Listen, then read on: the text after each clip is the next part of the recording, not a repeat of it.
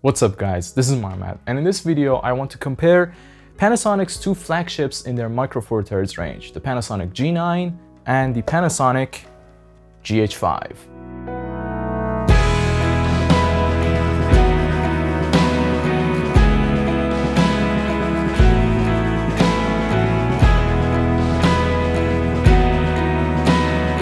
It's been 3 years since the release of Panasonic GH5, and historically, the GH series has been on a 3-year release cycle.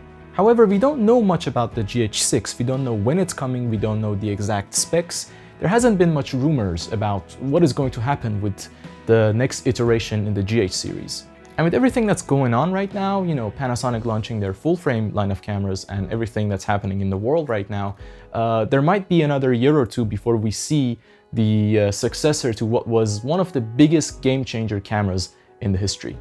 A few months ago, Panasonic released firmware 2.0 for the Panasonic G9, which drastically improved its video capabilities. It brought them closer to what the Panasonic GH5 offers. So I wanted to take a look at these two cameras and put them side by side and compare them. One thing to note is we've had the Panasonic GH5 for 2 years now and the Panasonic G9 for 1.5 years, so we know these cameras like the back of our hands. The G9 was the flagship stills camera for Panasonic, and the GH5 was the video-oriented hybrid camera from Panasonic. But with the firmware 2.0, the lines have been blurred, especially because the G9 costs only $1,000.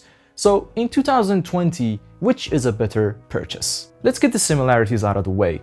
Both the GH5 and the G9 use the same 20 megapixels Micro Four Thirds sensor, which means the resolution and ISO performance are identical. The only slight difference is that the Panasonic G9 has an updated color science, which means the skin tones coming straight out of the camera look slightly better and more lifelike than the GH5. They both have dual UHS-II card slots, which for professional jobs where having backup is crucial is very important. They both use the same battery, which means battery life is identical between the two of them, and that means they have fantastic battery performance. And they both have in-body image stabilization, although the G9's IBIS is slightly better than the GH5's.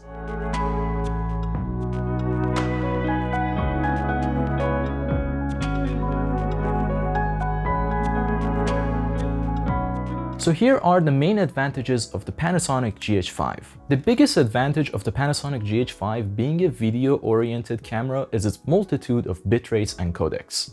On the Panasonic G9, you only get 4K 10-bit 422 in long GOP format at 150 megabits.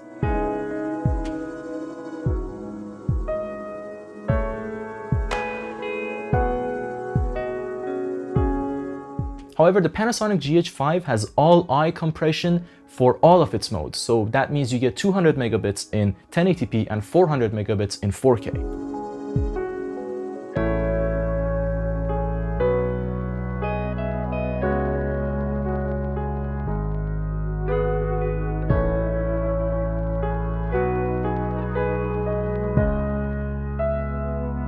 With the all-eye compression, you get much better quality in scenes where you have lots of movements, and of course, it's much easier to edit on your system. Next up is anamorphic shooting. One of the coolest things about the Panasonic GH5 is that it offers a plethora of different resolutions and frame rates in anamorphic mode.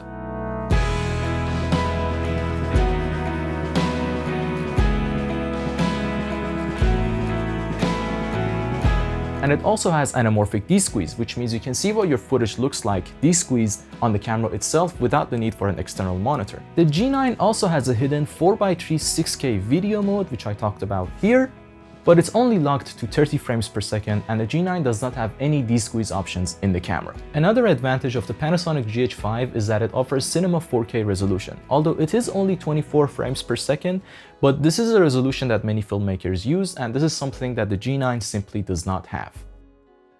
Next up is waveforms and shutter angles. Being a video-oriented camera, the Panasonic GH5 offers very professional video assist tools.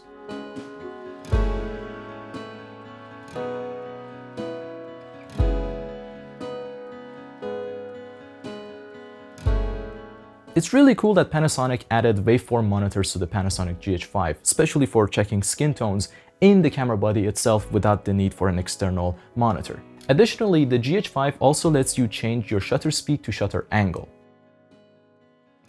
So you can keep your shutter speed identical when switching between different frame rates. So now the advantages of the Panasonic G9. First and foremost is autofocus. The G9 is a much better and much faster autofocuser than the GH5. It is much faster at grabbing faces and much better at holding onto them. And whenever it loses the face, it picks up the body, which is something that the GH5 does not have. And it also doesn't have the animal detection mode introduced in the Panasonic G9.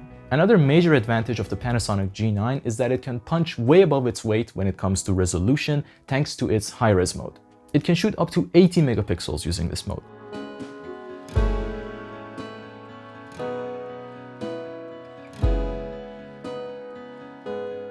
What's more is that the file comes in RAW format as well, not only JPEG. On top of that, it has motion blur processing, where either it blurs the motion in the picture, like a long exposure photo, or it uses the initial 20 megapixels photo to remove that motion blur and make sharp the parts of the image that would otherwise be blurry. Now, this is a subjective one, but to me, the Panasonic G9 has better ergonomics than the GH5. It has a deeper grip, which makes balancing bigger lenses easier.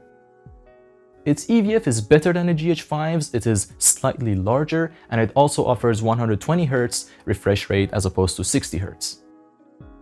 And it's lighter, which does matter when you're shooting long sessions.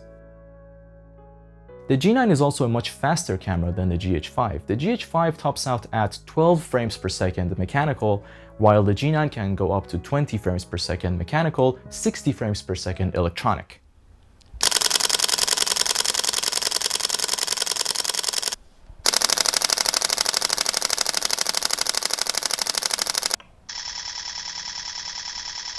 And its hit rate due to the better autofocus is much better than the GH5's.